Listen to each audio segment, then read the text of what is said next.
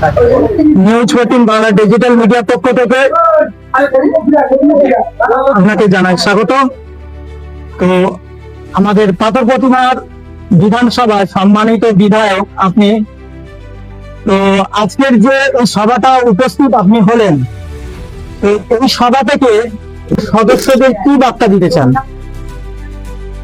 বার্তা আমাদের বাংলার অগ্নিকন্যা মাননীয় মানুষের সরকারের মুখ্যমন্ত্রী, মাননীয় মুখ্যমন্ত্রী দীর্ঘদিন লড়াইয়ের মধ্য দিয়ে সিপিএম এর যে দীর্ঘ 34 বছরের রাজত্ব ছিল, মানুষের সঙ্গে সংযোগের মধ্য দিয়ে তিনি তার গ্রহণযোগ্যতা প্রমাণ করতে পেরেছিলেন বলে 34 বছরে জগদ্দল পাথরকে সরিয়ে দিয়ে 11 সালে মাননীয় মুখ্যমন্ত্রী নেতৃত্বে মামাটি মানুষের সরকার প্রতিষ্ঠিত হয়।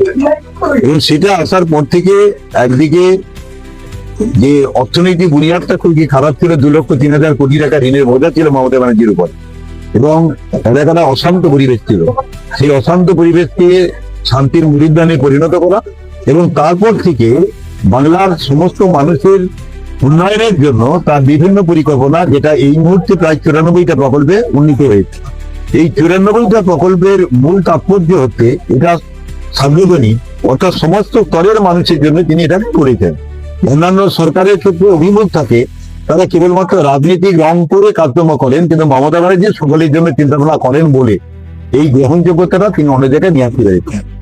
এরই পরিপ্রেক্ষিতে কেন্দ্রীয় সরকারে যারা আসীন হয়েছেন 14 সালে আসার সময় থেকে, যারা বাংলাকে দখল করবার জন্য চেষ্টা করেছিলেন, এই 14 সালে আসার সময় মাননীয় প্রধানমন্ত্রী মানুষের কাছে যে শর্ত দিয়েছিলেন, অনুদান দিয়েছিলেন, বলবেন যেটা দায়িত্ব নিয়েছিলেন, সেগুলো তিনি পূরণ করেন।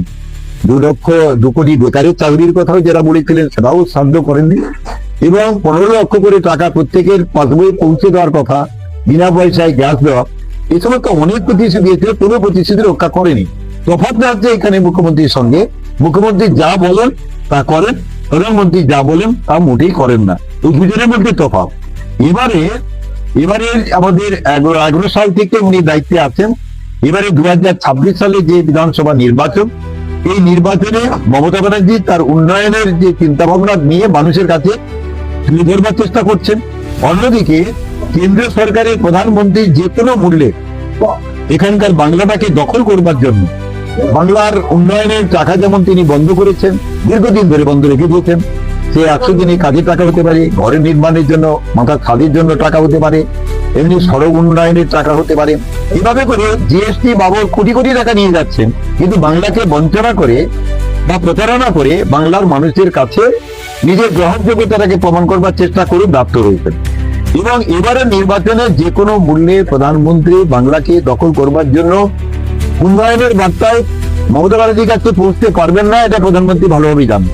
সেই কারণের জন্য কৌশলগত কারণে নির্বাচন কমিশনকে দিয়ে এলাকার পশ্চিমবঙ্গের যত ভোটার আছে তাদের বেশিরভাগ ভোটারদেরকে যাতে তাদের ভোটাধিকার থেকে বঞ্চনা করা যায়, প্রতারণা করা যায়, নির্বাচন কমিশনকে দিয়ে কৌশলগত কারণে এগোনোর চেষ্টা করছে।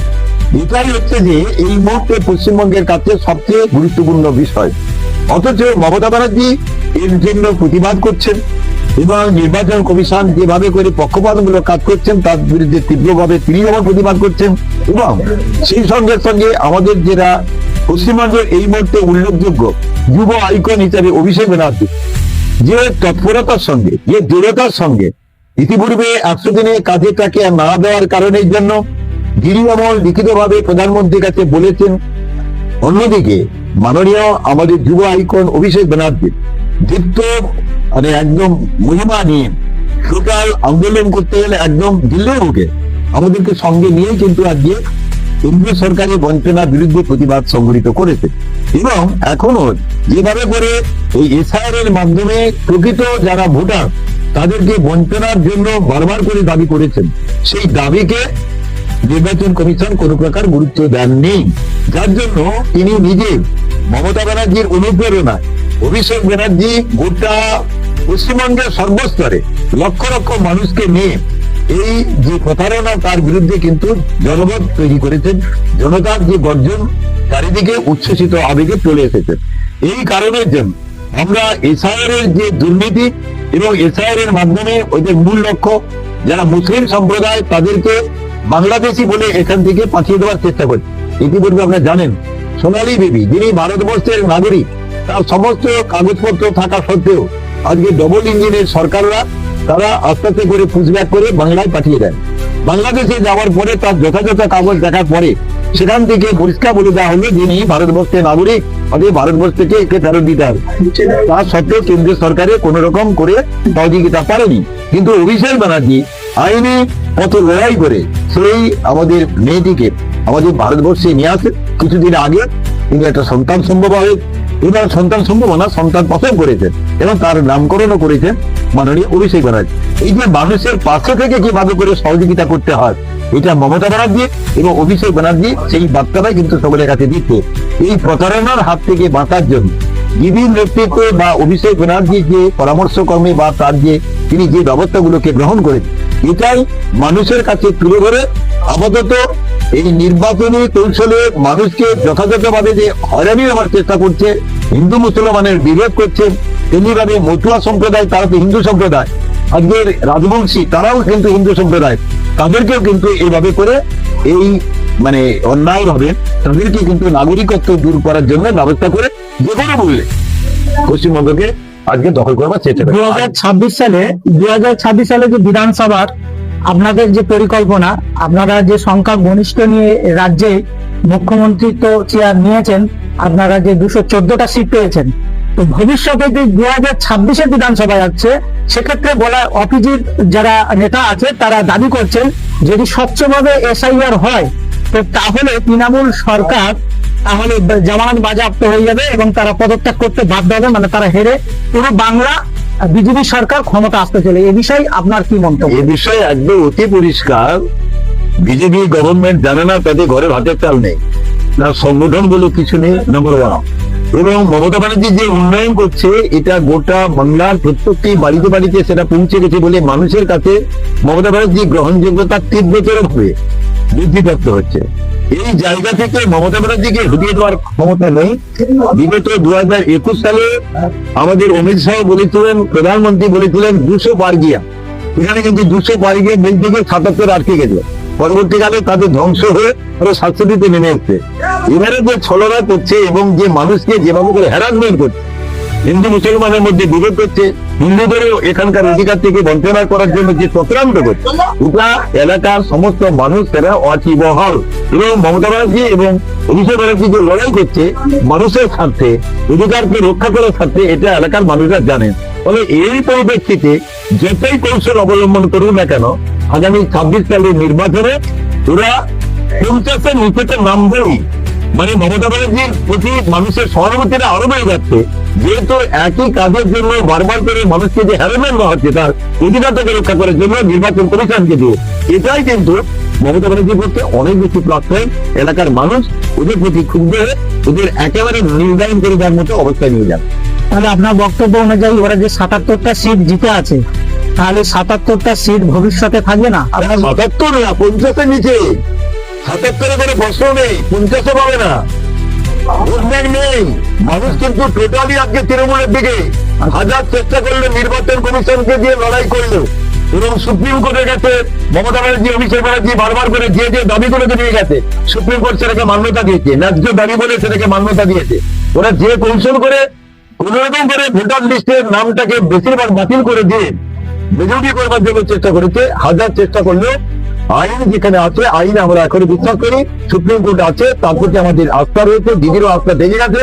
মানে এই কারসাজি করে এখান থেকে জিতে যাবে বাংলা থেকে, এটা বিহার নয়, এটা উড়িষ্যা নয়, এটা হচ্ছে যে ডবল ইঞ্জিনের সরকার নয়, এটা বাংলার বাহিনী মমতা ব্যানার্জি আর অভিষেক ব্যানার্জি যেখানে আছে, এই 2 নম্বরী পদ্ধতিতে বাংলা দখল করা এটা অসম্ভব, এটা কখনো বাস্তব রূপ পাবে। সামাজিক যোগাযোগ মাধ্যমে আপনাদের তৃণমূল কংগ্রেসের মুখপাত্র দেবাংশু ভট্টাচার্য তিনি কদিন আগে একটা তথ্য ভাইরাল করেছিলেন। তিনি বলছেন যে বিরোধী দলনেতা শুভেন্দু অধিকারী এবং তার পিতা শিশির অধিকারী তার লজিক্যাল ডিসক্রিপেন্সের নোটিশ এসছে এবং তার ভাইদেরও এসছে।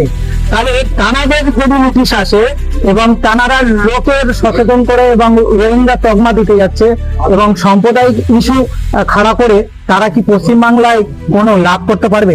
লাভ তো করতেই পারবেন না। এবং যেভাবে করে প্রত্যেকটি মানুষের ক্ষেত্রে যেভাবে করে বিশেষ করে শুভেন্দু অধিকারী, যিনি তৃণমূল কংগ্রেসের ছিলেন, এখানে চলে আসার পর থেকে যেভাবে করে মানুষের রায়টাকে উপেক্ষা করে মানুষের কাছে যে অভব্য আচরণ করেছে এবং টোটালি মমতা ব্যানার্জিকে হারানোর জন্য চেষ্টা করছে সে করে রাজনীতি কৌশল অবলম্বন করে।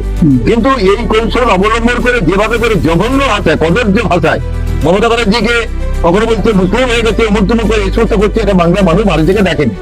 এবং এই যে ওরা যেখানে রোহিঙ্গা বলছে 1 কোটি, ওরা বলছে যে বাংলাদেশে এসে 1 কোটি, এই শুভেন্দু অধিকারী বলেছে। তাহলে রোহিঙ্গা যদি থাকে তাহলে 58 লক্ষ এলো কি করে? এই 58 লক্ষ এখানে নির্বাচন কমিশন আমাদের যে ভোটার লিস্টে যে প্রাথমিক তালিকাতে দিয়েছে তাতে 58 লক্ষ, তাহলে 1 কোটি কোথায় গেল? টোটালি মিথ্যে কথা বলেছে। এবারে ডিসক্রিপেন্সি করতে গেলে, লজিক্যাল ডিসক্রিপেন্সিটাকে তুলে ধরতে গিয়ে বাধাদল নিজেরাও জড়িয়ে পড়েছেন। মানে আমাদের একটি ছকে বলে গেছে বাংলাতে তৃণমূল কংগ্রেসের জব্দ করতে গিয়ে নিজেরা এরকম এর মধ্যে পড়ে যাচ্ছে। ফলে এই অবস্থা থেকে ওরা কি ব্যাখ্যা দেবে সেটা আমাদের জানা নেই। পশ্চিমবঙ্গের ক্ষেত্রে মমতা ব্যানার্জি, অভিষেক ব্যানার্জির নেতৃত্বে যে দল চলছে তাকে পাল্টা দেওয়ার মতো, তাকে প্রতিরোধ করবার ক্ষমতা ওদের কারণে ওদের দাস শাসন ছিল তার থেকে অনেক কমে যাবে, এটুকু যদি বলা যায়। আপনি এই গঙ্গাপুরের এই বুথ থেকে, আপনার পাথর প্রতিমা বিধানসভা গঙ্গাপুরের বুথ থেকে সাধারণ কর্মী এবং নেতা নেত্রীদেরকে এবং সাধারণ ভোটারদেরকে কি বার্তা দেবেন? সাধারণ মানুষদের কাছে একই বার্তা, মমতা ব্যানার্জির বার্তা, অভিষেক ব্যানার্জির বার্তা, যেটা আমাদের কাছে দলগতভাবে পৌঁছে যাচ্ছে। আমরা প্রতিনিয়ত সব জায়গাতে সেটাকে তুলে ধরছি। এবং এই যে এসআইআর হচ্ছে, প্রতিটি অঞ্চলকে বলা হয়েছে প্রত্যেকটি বুথে আমাদের যাদের বিরুদ্ধে অভিযোগ, তাদেরকে অ্যাপিয়ার হওয়ার জন্য বলেছি, তার সমস্ত পেপারস গুলো বুথের যারা দায়িত্বে আছে তারা সবকিছু দেখে নিয়ে ওখানে জমা দিচ্ছে। এবং এই তথ্যগুলোকে বুথ কমিটিকে বলা হয়েছে অঞ্চল কমিটির কাছে জমা দেওয়া। অঞ্চল কমিটি এটা প্রতিনিয়ত আমাদের ব্লকের সঙ্গে যোগাযোগ করে নেওয়া হচ্ছে।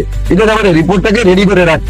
এই ফিউচার ফাইনাল ভোটার লিস্টে যদি দেখা যায় আমি ন্যায্য অধিকারের ভিত্তিতে আমার অধিকারটাকে বর্তমানের জন্য হাজির হলাম, পেপার স্টাম্প দিলাম, রিসিভ কপি আছে, অথচ আমার নাম ইচ্ছা করে বাদ দিতে পারে, এটা আমরা সন্দেহ করি। যার জন্য নেতৃত্বের নির্দেশ আমাদের কাছে আছে যে এই তথ্যগুলোকে আমাদের কাছে গুছিয়ে রাখা, প্রয়োজন হলে আইনি পথে অভিষেক ব্যানার্জিরা যখন আমাদের নির্দেশ দেবে সেগুলো আমরা পৌঁছে দেবো। তাহলে আমরা এমনি করে ভোটে যাওয়ার মানুষ নই। আমাদের নেতা অভিষেক ব্যানার্জি এবং দিদি আছে, তার প্রেরণাটাকে নিয়ে আমরা এই পাথরপ্রতিমা, এই জলা জঙ্গল, আমাদের নদী নালা বিস্তৃত এলাকায় মানুষের বিশ্বাস আস্থা মমতা ব্যানার্জির দিকে থেকে গেছে। এই জায়গায় আমাদের ভয়েরও কারণ নেই।